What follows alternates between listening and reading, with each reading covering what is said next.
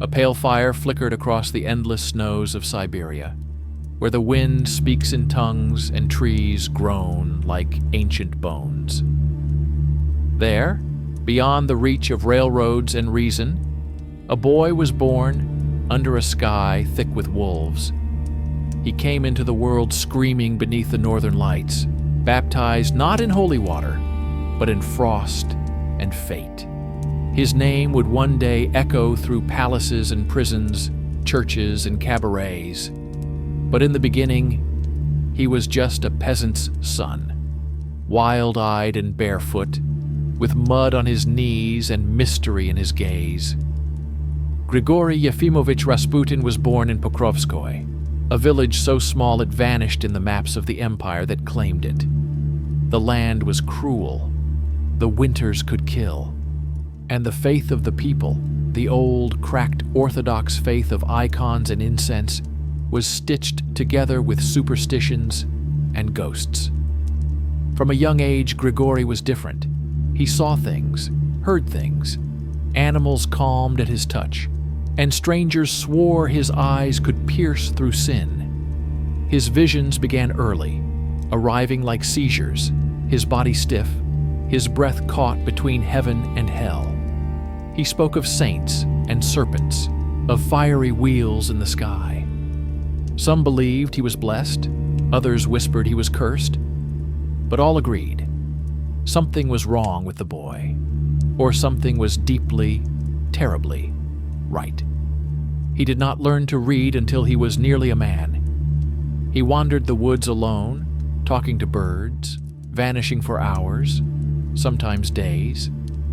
It was in this wilderness, beneath pine and prayer, that Rasputin claimed to have met the Mother of God. She did not speak with words, he said, but with fire. She told him to change his life, to leave behind his sin, to walk toward the holy, barefoot and burning. So he did. He abandoned his family.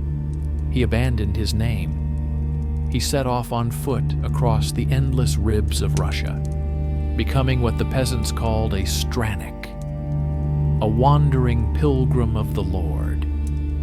But Rasputin's pilgrimage was no gentle act of piety. He ate from garbage piles, slept in crypts, flagellated his flesh until it bled.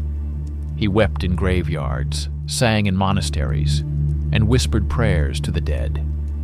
Some monasteries rejected him, others feared him, but always he moved forward, claiming visions, drawing crowds, carving a path through belief and blasphemy alike. It was during this time that he encountered the Klists, a heretical sect known for their ecstatic rituals, secret rites, and violent trances. Their worship was raw, fevered, and strange, full of sin, repentance, and strange notions of purification through suffering. Some say Rasputin embraced their mysteries, others say he stole them. Whatever the truth, when he returned to Pokrovskoye years later, he had changed. He was still unwashed, still half-mad. But his presence had become magnetic. People came to him for blessings, for healing, for confessions that seemed to strip their souls bare. His charisma was a fire in a frozen land, and word of his power began to spread, first to Tobolsk, then to Kazan, and finally to the heart of the empire itself. He arrived in St. Petersburg like a spirit blown in from the steppe, filthy, luminous, utterly alien. The capital was rotting beneath its grandeur. The Tsar was weak, the church was hollow. The court was a mask painted with powder and boredom. They were waiting for something, anything. And when Rasputin entered the salons of the rich and wretched, barefoot and blank-eyed, they felt the old world crack. He was a contradiction made flesh, saint and drunkard, mystic and lecher, healer and seducer. They laughed at him at first, but when he touched the sick and they rose, when he whispered prayers and blood stopped flowing, the laughter turned to silence, and then to fear. Because Rasputin was not like the other holy men. He did not beg for forgiveness. He demanded to be needed. He entered their dreams like a shadow, and none of them would ever sleep peacefully again. It began as a curiosity, a stinking peasant in a threadbare robe who could quiet the cries of a bleeding child. But soon, curiosity gave way to obsession. Within the salons of the Russian elite, where chandeliers trembled with whispered sins and the air smelled of absinthe and decay, Rasputin became the subject of every secret conversation. Women clutched their crosses tighter when he entered, even as their eyes lingered too long on his mouth. Men scoffed at his wild eyes, then sent their wives to him for healing. He moved through this world like a virus, infecting every corner of the court. He spoke little, but when he did, people leaned in, hypnotized. His accent was rough, his words meandering, but there was something underneath them, a gravity, a pulse, a rhythm that felt older than books and deeper than scripture. To listen to Rasputin was to feel seen, and then slowly undone. His power crystallized around one figure, the Tsarina, Alexandra Feodorovna.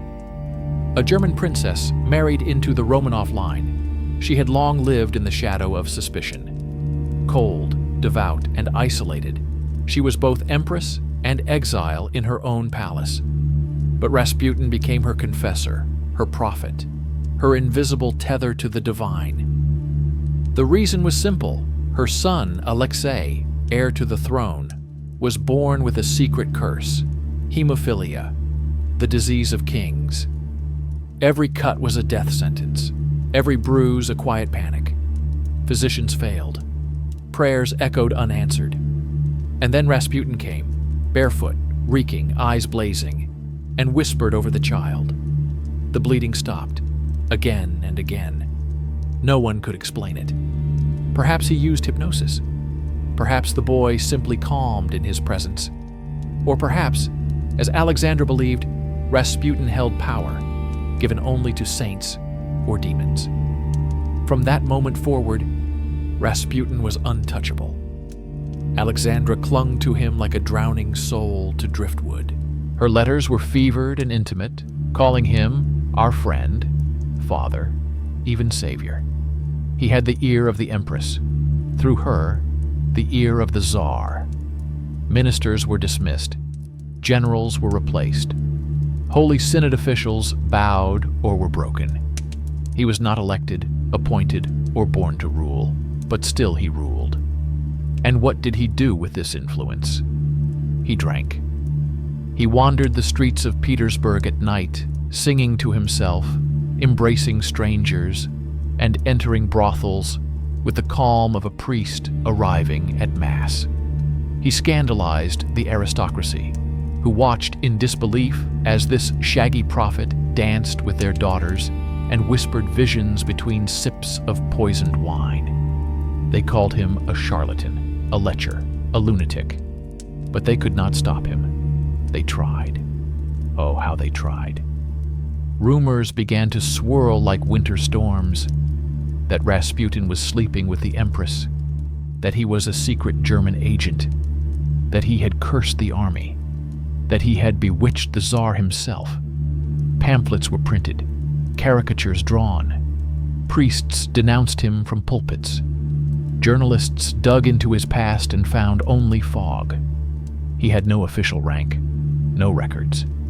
He seemed to emerge from the snow itself, unkillable, unknowable, and Russia was cracking. The war dragged on, soldiers froze in trenches, food vanished from markets, revolution whispered through the factories, and still, Rasputin remained. He offered no solutions, no politics, only riddles and prophecies and the occasional caress of a trembling hand. His presence was a paradox, both symptom and symbol of a kingdom in collapse. The empire's bones were breaking, and Rasputin stood at its bedside like a priest who would not leave the room. He told the Tsar to stay in power, told him to ignore the Duma, told him to trust in destiny. But destiny was sharpening its blade, and within the shadows of noble estates, men began to whisper of poison, of knives, of bullets, of rivers. Rasputin's end was already being written in secret, in blood and fear and desperation. Because Rasputin had become more than a man. He was now a myth, and myths, sooner or later, must be slain. But myths bleed differently than men. They leak symbols, not blood. And when you kill a myth, it does not die quietly. It explodes, staining the pages of history with riddles and smoke. Rasputin's killers would learn this the hard way. They were princes, nobles, patriots, men of lineage and fear, who believed that to save Russia, they must first destroy its phantom master. Their plan was simple in shape, grotesque in execution. They lured him to a palace, opulent, echoing, full of trapdoors and lies. There was music playing, wine poured, and cakes sweetened with enough cyanide to kill a herd. Rasputin drank. He laughed. He devoured the cakes. And he did not die. The poison should have scorched his insides, melted his mind. Instead, he smiled through the haze, eyes glowing with something unspoken. Panic bloomed in his murderers' hearts. They shot him in the chest. He fell.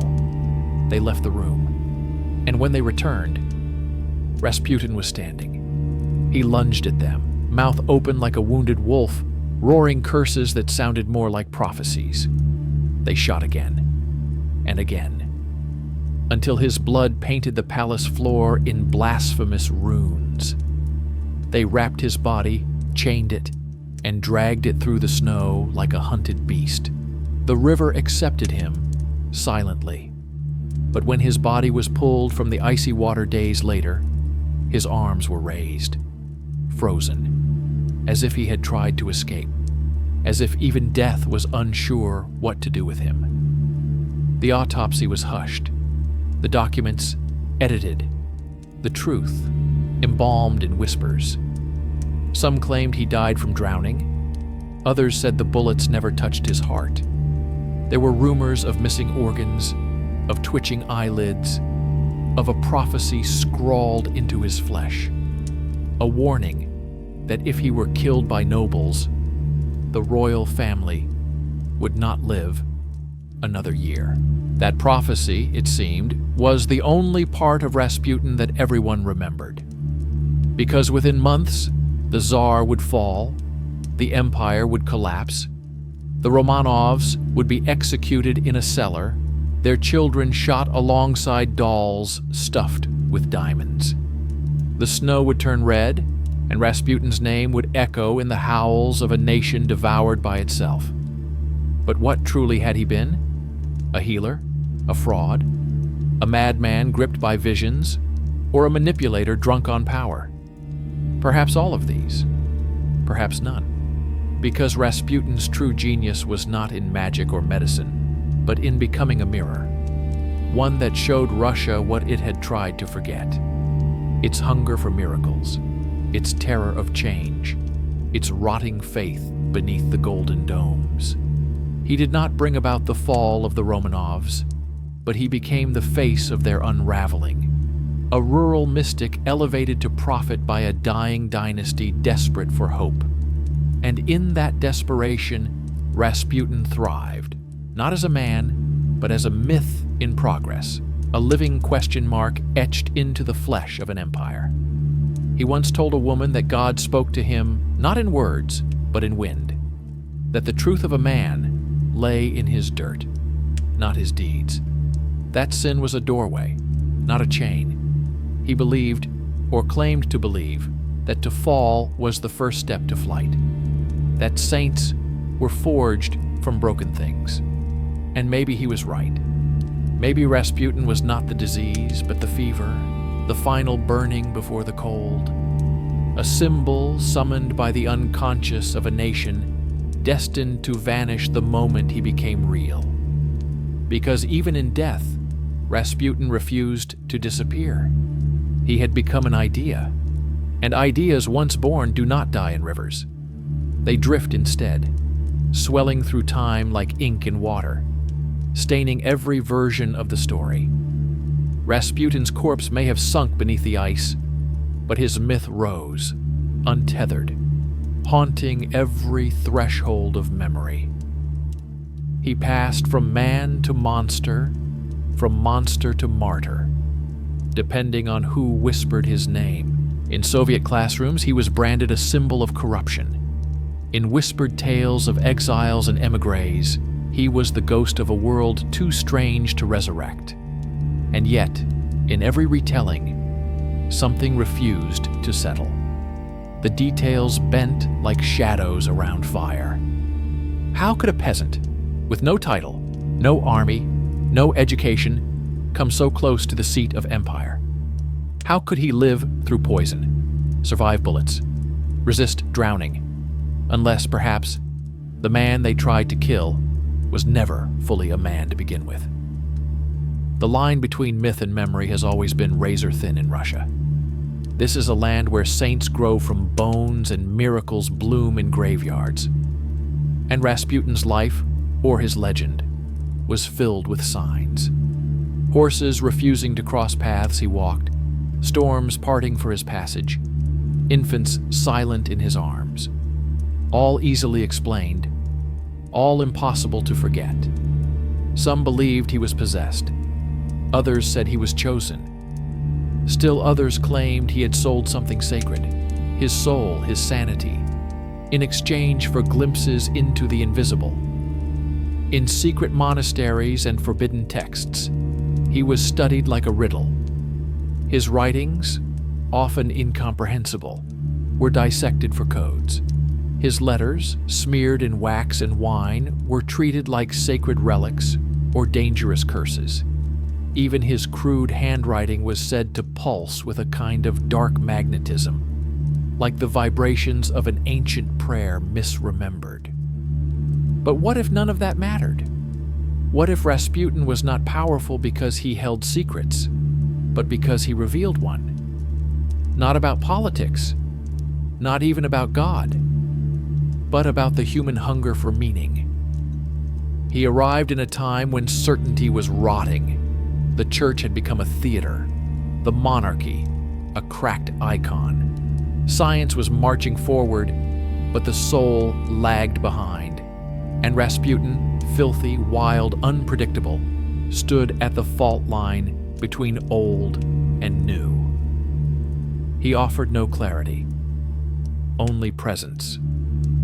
A gaze that did not flinch, a silence that demanded you fill it with your own fears, your own hope, your own lies. He was a vessel, a cipher, a kind of spiritual gravity well that pulled everything toward him: adoration, revulsion, belief, and murder.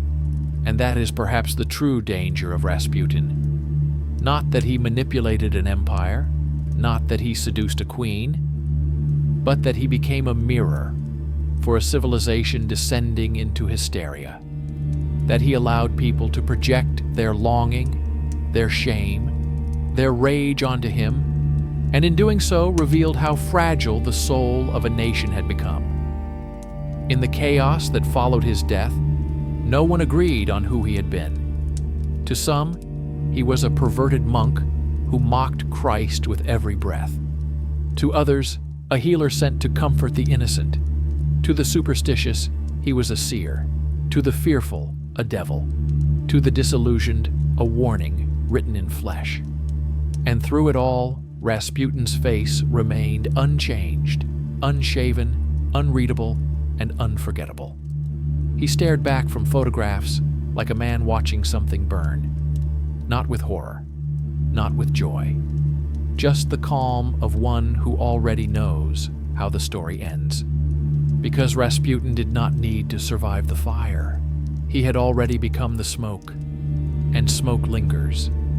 It clings to old curtains and royal robes, to history books, and half-remembered lullabies.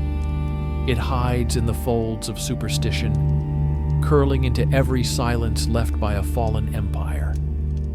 Decades after his murder, Rasputin's name was still muttered behind locked doors, evoked during séances and revolutions alike. His specter refused to fade. He had slipped through the cracks of time and taken root in the subconscious of a world hungry for symbols. In the Soviet years, he was repackaged, not erased, for even Stalin feared certain ghosts. Officially, he was framed as a degenerate, a symptom of monarchic decay, a grotesque footnote to the collapse of imperial grandeur. But unofficially, his presence remained. In the art, in the whispers, in the collective unease. No other peasant had ever climbed so high.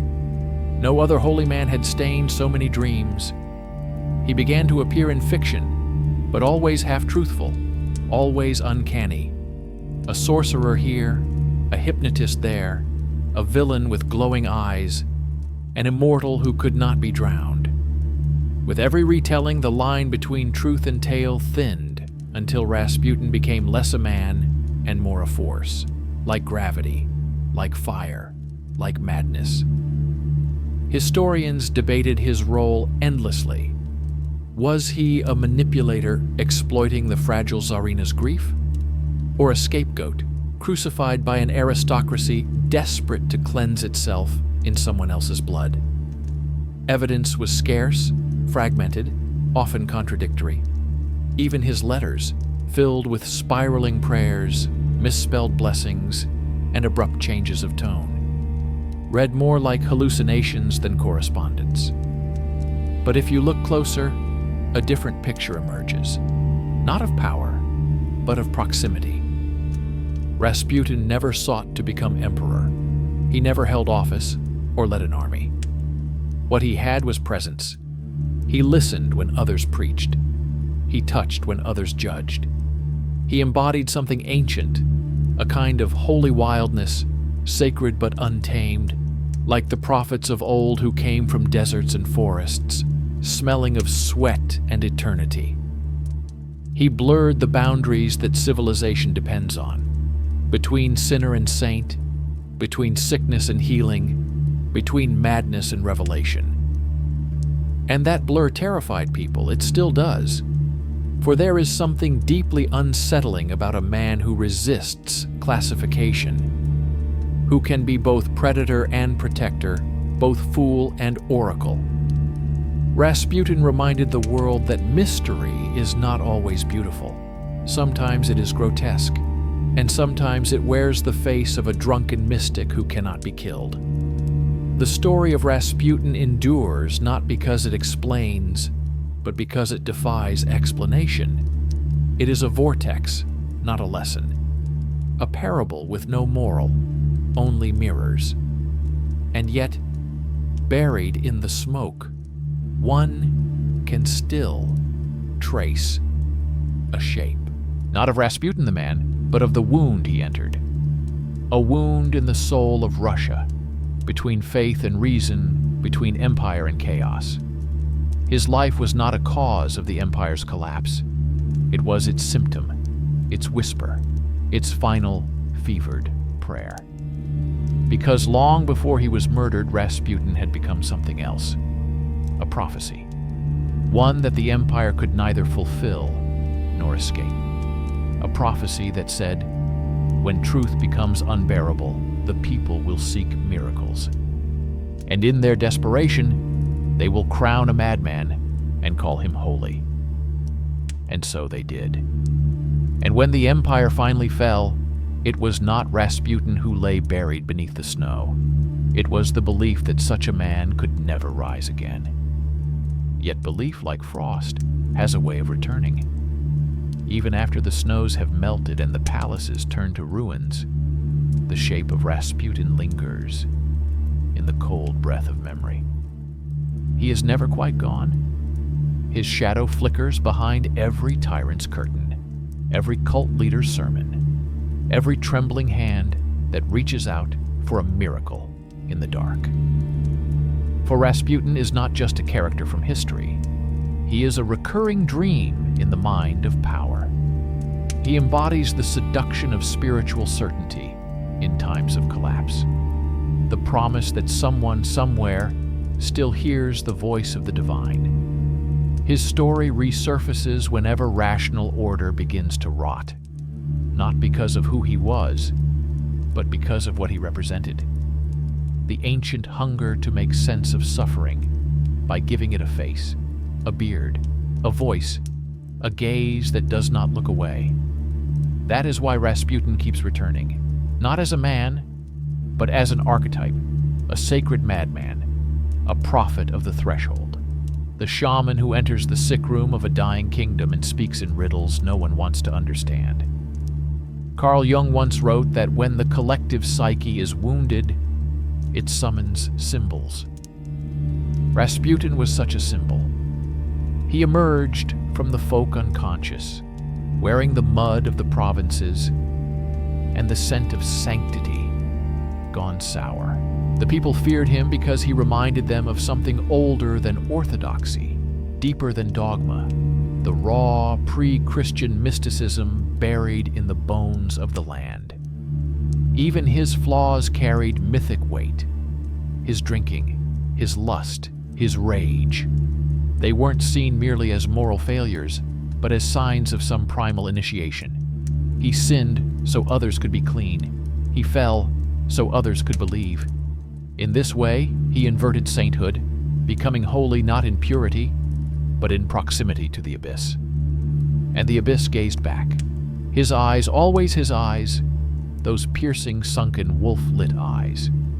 They appear in memoirs, letters, testimonies. Even his enemies could not describe him without mentioning the stare. Not seductive, not warm, something else. Something cold and consuming, like looking into the eyes of a god who had grown tired of mercy. Was it hypnosis? Was it madness? Or was it simply the unsettling calm of someone who no longer feared death? Because Rasputin knew. He had said it often, that he would be murdered, that his killers would be nobles, that if they succeeded, the empire would bleed within a year. These weren't vague suggestions. They were specific, dated, foretold, and fulfilled. It was this foresight, more than any miracle, that cemented his legend. The sense that he had seen the collapse coming and still walked toward it, barefoot and singing. Even today, those prophecies linger. Scholars scoff, mystics nod, but no one forgets them. And perhaps that is why he still haunts us. Not because he was holy, not because he was evil, but because he was willing to embody the thing no one else dared. The moment when belief breaks and something older rises to take its place. The thing we call Rasputin is not just a memory.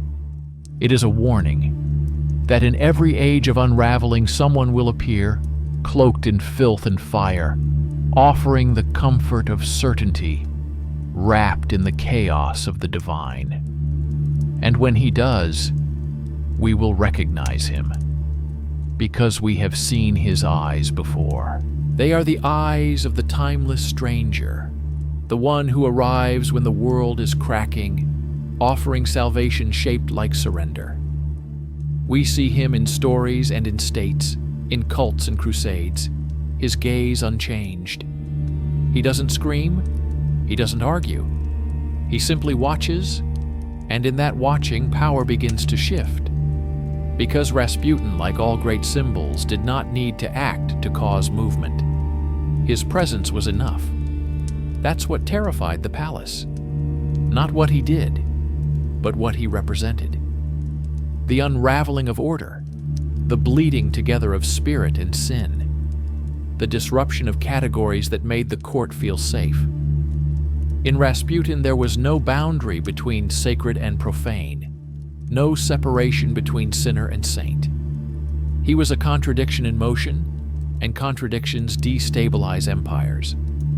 And yet, the people came to him. from frozen villages and distant farms, from the gutters of St. Petersburg to the halls of nobility. They came not because he was good. They knew he wasn't. They came because he was real. In a world made of masks and rituals, Rasputin was raw. That rawness made him magnetic, dangerous, divine. He smelled of horses and sweat, of vodka and candle wax. His hair was unkempt, his hands stained with the work of the earth, but he spoke with the rhythm of scripture and madness. He said things no priest would dare. He touched the sick where doctors wouldn't. He named truths no courtier could admit. And in doing so, he reminded a dying world of its buried soul.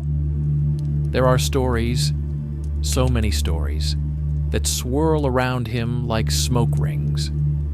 That he could raise the dead, that he was seen walking across water, that bullets turned in midair when fired at his heart.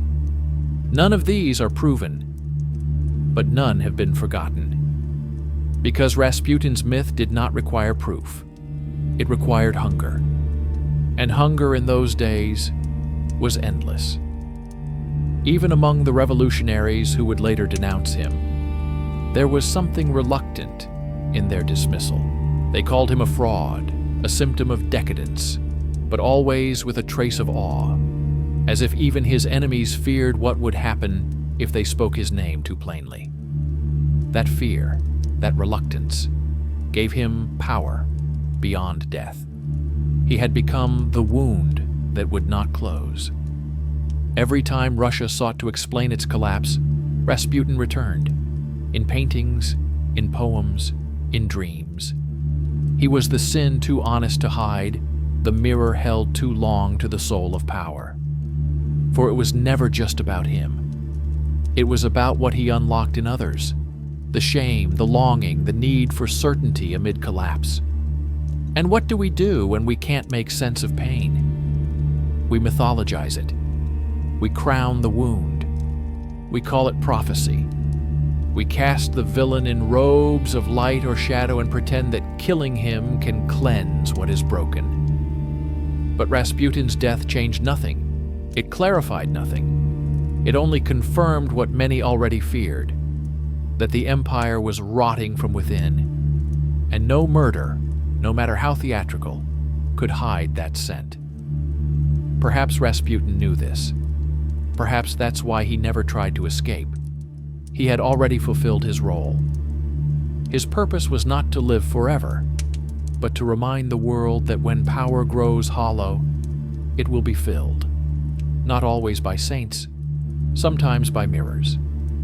And when a mirror walks into your house barefoot, laughing, whispering your secrets before you've spoken, you do not kill it. You stare, and you see yourself. That was Rasputin's final trick. Not prophecy, not survival, but reflection. He showed people what they most feared to confront. The nobleman saw corruption and pride. The priest saw doubt and thirst. The peasant saw suffering crowned in holiness. And the Tsarina, fragile and devout, saw hope. A wild, unwashed hope that would cost her everything. She clung to him not because he promised power, but because he promised salvation in a form no bishop could give. Rasputin never quoted doctrine. He never wore the proper vestments. But when Alexandra looked into his eyes, she saw a man who did not flinch before pain. He entered it, sat in it, sang through it. And in that she found her priest. For her son, Alexei, he was more than a healer. He was a tether to life. When the boy bled and doctors shook their heads, Rasputin would arrive with whispered prayers and calm hands. And sometimes, impossibly, the bleeding would stop. Whether by hypnosis, coincidence, or the intangible gravity of faith, the results were undeniable. To a grieving mother, that was enough. To a crumbling dynasty, it was everything. But what Alexandra saw as divine intervention, the court saw as contamination. Rasputin became a wound in the crown, a stain that could not be scrubbed. His very presence mocked the decorum of empire. A peasant touching princes, a mystic shaping military decisions, a man with no last name unraveling generations of noble blood. And so the knives were drawn, not in the open, never in the open, but behind velvet drapes and over poisoned wine they plotted. Assassination was not a last resort. It was a ritual, a cleansing fire to restore the illusion of control. They believed that if they killed the symbol, they could restore the story. But Rasputin had never belonged to their story. He came from the marshes and the bones of forgotten saints. He belonged to the fever dreams of a dying land. To kill him was to kill the messenger and pretend the message hadn't already taken root. Still they tried, with cakes laced in cyanide, with bullets, with chains, with water cold enough to steal breath from the lungs of angels. They watched him fall, rise, fall again. And still, they were not sure they had won. Because Rasputin was never just flesh. He was idea, possession, myth in motion. And myths do not obey the rules of mortality. After his death, his killers did not rejoice. They vanished. Some were exiled, others haunted. One by one, the conspirators slipped into obscurity, madness, or violent ends. It was as if the act of killing him unmoored something larger, some deeper curse that could not be reversed. His death became not a triumph, but a prophecy fulfilled. And yet even then no one could agree on who Rasputin had truly been. Was he a man who believed too deeply, or one who pretended too well? A mystic touched by God, or a devil playing dress-up in holy robes? A threat, a symptom, a savior, a seducer? The answers shifted depending on who was speaking and when. But one thing was certain. His death changed nothing. The empire still fell, the blood still flowed, and the shadow he cast across history only grew longer. Because Rasputin was never the fire. He was the smoke that tells you the house is already burning. And once the house burns, no blueprint can rebuild it the same way. Rasputin did not light the match, but he stood in the doorway, barefoot and smiling, as the embers glowed behind him. By the time his body was lowered into the frozen river, the rot within the Russian Empire was irreversible. What followed was not renewal, but rupture, a collapse so complete that entire centuries were buried beneath rubble and red banners. But long after the thrones were shattered and the icons defaced, his ghost remained.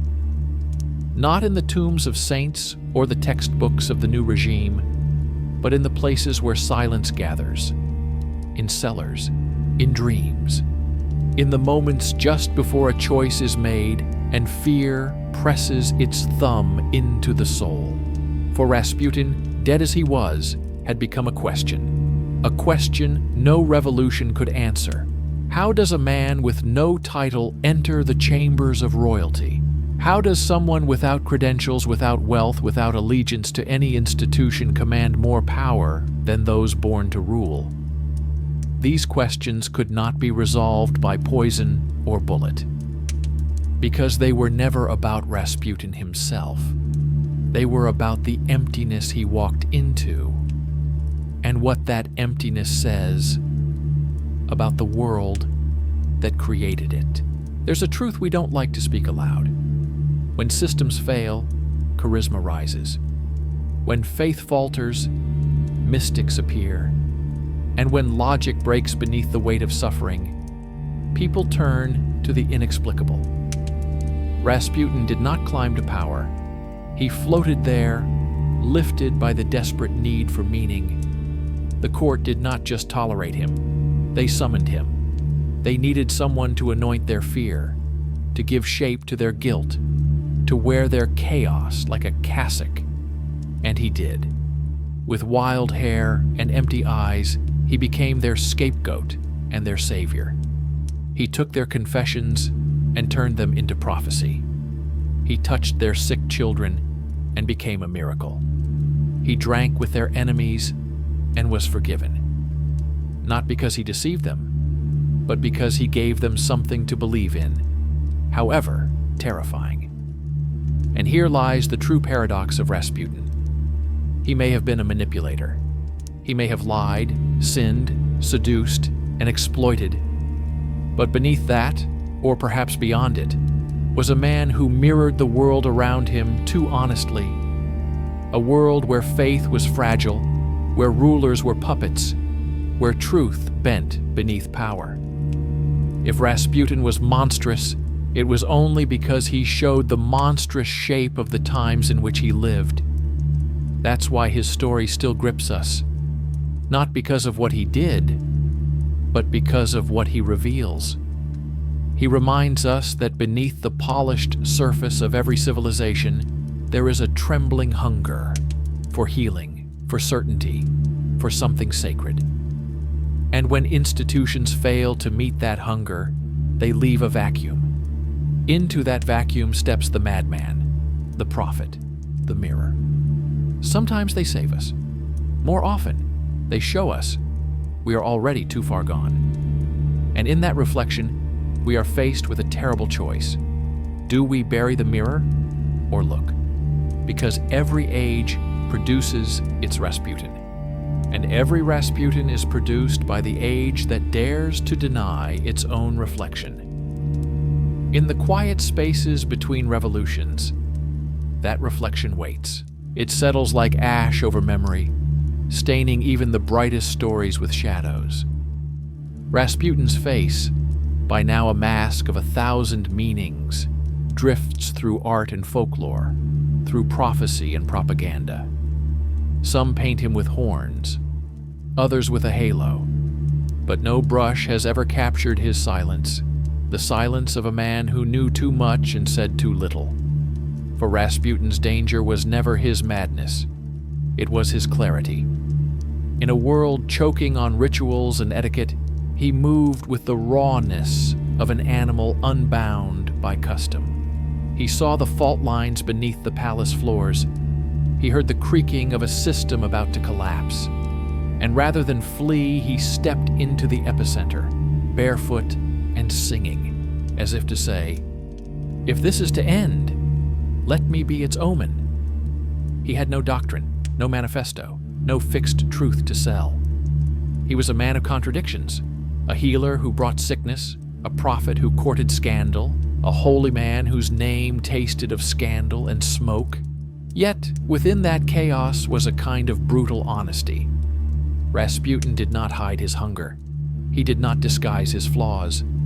In a kingdom of masks, he wore his face openly, and that, more than anything, made him dangerous. Because power, when unmasked, becomes unstable. And Rasputin was not just a man near power. He was the slow unraveling of its illusion. His rise showed how fragile the court truly was, how easily swayed, how deeply afraid, how desperately clinging to meaning in a world that no longer made sense. And when that meaning failed, they turned to him. But what they found was not a savior. What they found was a reckoning. He did not promise salvation. He offered presence. He did not offer doctrine. He offered a gaze that burned through lies. And in that gaze, many saw themselves for the first time, not as they wished to be, but as they were. Some fled. Others fell in love.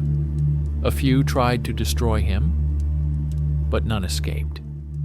That is why, long after his body was dragged from the river, people still dreamed of him.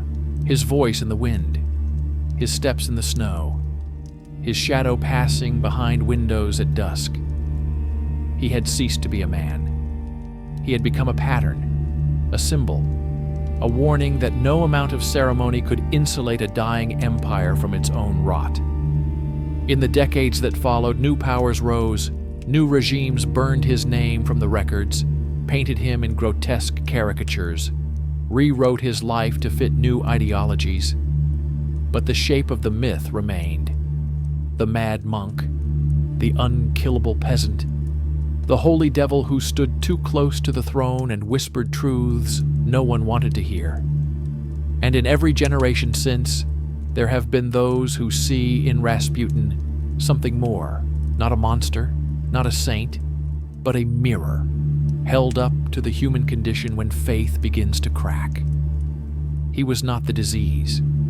He was the fever, the symptom that points to a deeper sickness in the soul of a nation. He reminded us that sometimes, when the gods grow silent and the rulers grow deaf, the voice that rises next may come from the mud, wrapped in madness, demanding to be heard. And whether we call that voice divine or damned depends less on the speaker and more on what we fear it might reveal about ourselves. Fear is a strange thing. It dresses itself in robes of reason, marches in the name of order, whispers in the language of necessity. The men who killed Rasputin did not say they feared him. They said they feared for Russia. They said they were defenders of the crown, guardians of decency, protectors of the future. But beneath the rhetoric, it was always fear, not of Rasputin's power, but of what he unmasked in them. Because Rasputin stripped away their performances. He exposed the trembling beneath their titles. He shattered the illusion that lineage brings wisdom, that education brings virtue, that power ensures stability. He was the voice in the dark that said, "You are not safe. Not because of me, but because of what you've become." In the golden salons of St. Petersburg, where chandeliers flickered above silken uniforms, they mocked him, the peasant, the drunk, the lecherous mystic. But when he entered the room, laughter died. Not from reverence, but from unease. He carried something they could not name, and that is always more dangerous than something you can fight. What Rasputin carried was not charisma. It was archetype. He was the fool, the trickster, the wild man from the woods who stumbles into the palace and reminds the king that his crown is made of paper. In stories, such figures are often banished or slain, but only after they deliver the truth no one dares to speak. Rasputin played this role perfectly, too perfectly. And so, like all mythic interlopers, he had to be erased. But myths resist erasure. Even now, scholars argue over the facts: his childhood, his alleged miracles, his influence over Alexandra, the cause of his death. But while they debate the details, the story endures. It survives not because it is accurate, but because it is necessary. It touches something deeper than fact, the terror of spiritual hunger in a collapsing world. And what a collapse it was. Rasputin's death did not delay it. It marked it. The very nobles who pulled the trigger would be swept away within months. The Tsar, once the protector of a divinely ordained empire, would be forced to abdicate. His family, the fragile boy Rasputin had prayed over, the desperate empress who called him friend, would be led to a cellar and executed without trial. And through it all, the people remembered. Not the details, the feeling of watching something ancient die. In that moment, Rasputin's myth was no longer his own. It became collective, a symbol of the twilight between worlds, the last whisper of mysticism before the iron machinery of ideology took hold. He was the final prophet of a world where spirits walked among men, where suffering could be healed with prayer, and madness was mistaken for divine fire. He represented the soul's final scream before history turned to steel. Perhaps that is why his story still stirs us.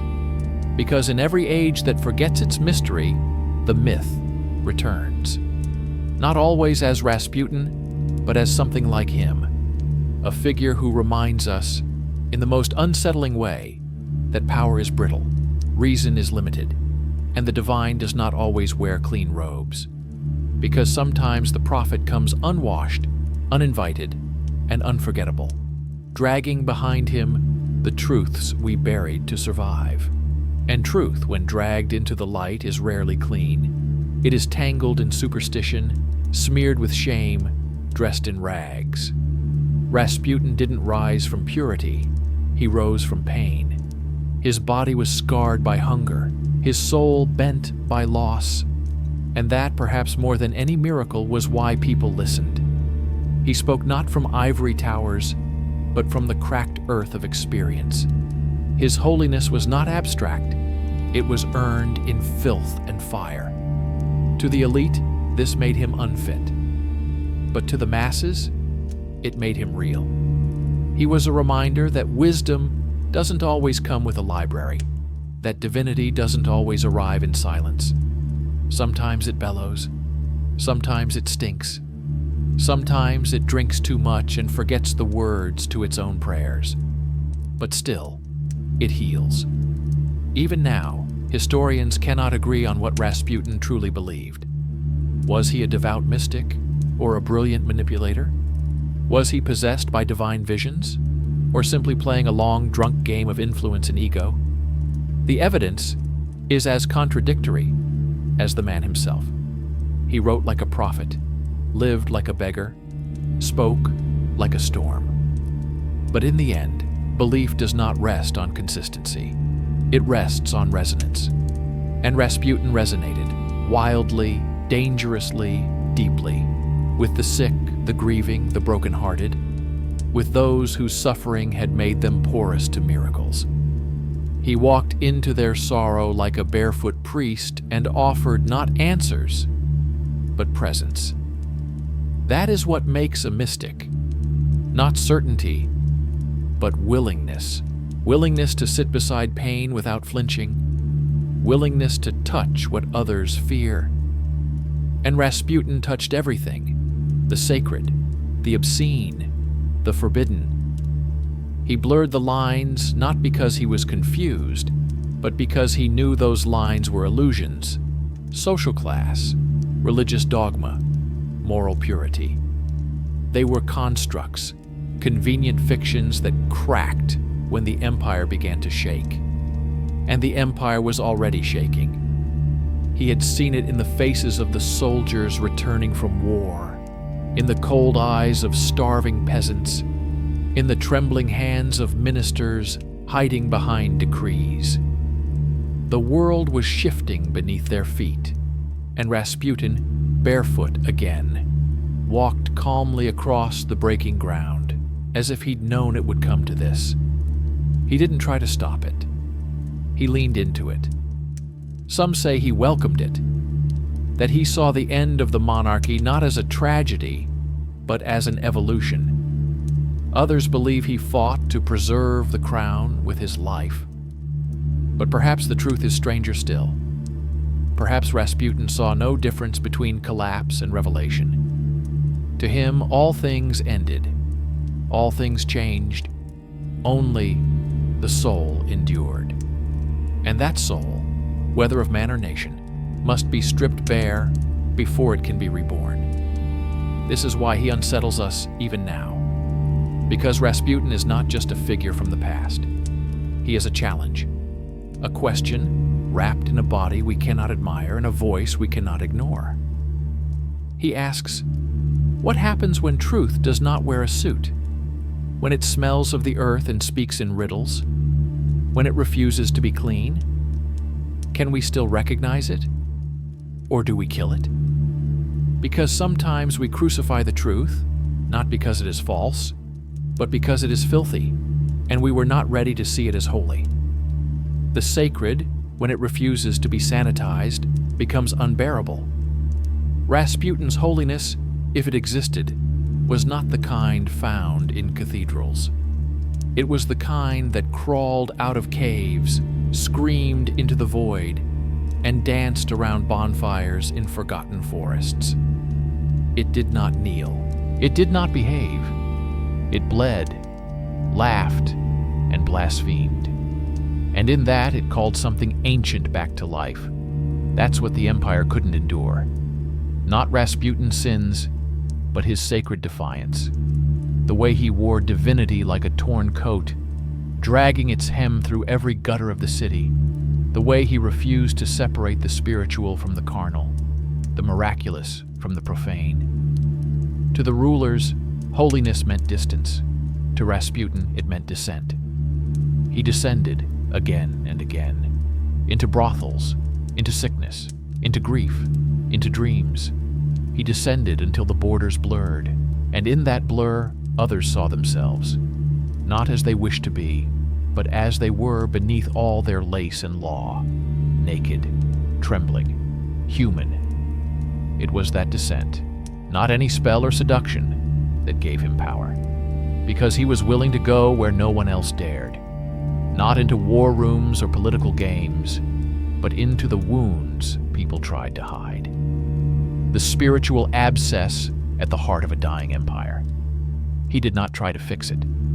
He touched it, named it, and sang over it. That was enough. That was too much. And so he was cast out. But you cannot cast out what you've already made sacred. You cannot unmake a myth, only shape how it's told. Rasputin became many things after his death.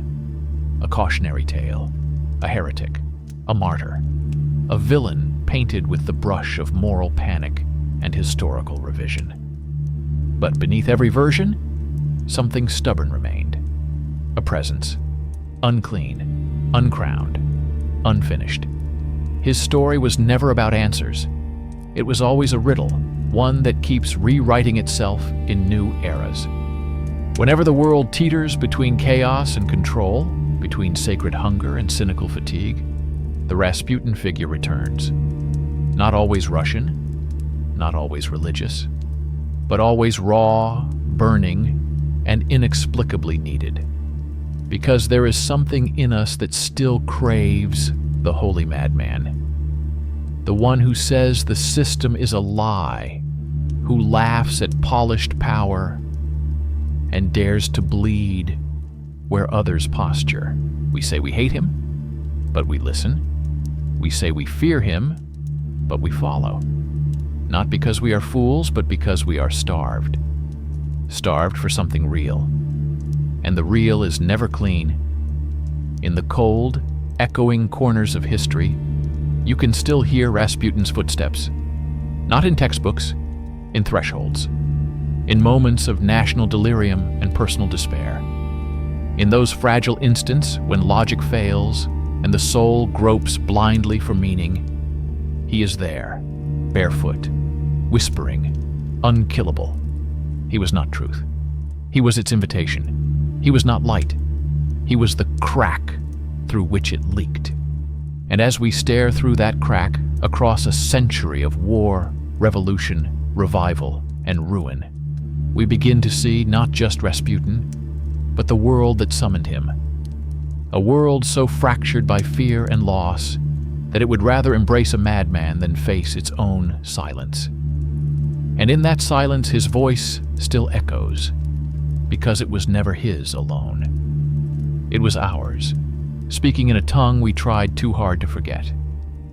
But what if that voice, the voice we buried beneath scandal, exile, and erasure, was never meant to be a warning at all? What if it was a mirror turned in reverse? What if Rasputin was not a symptom, not a sickness, but a signal of something ancient trying to break through? Because the final paradox is this: Rasputin was not just the end of something.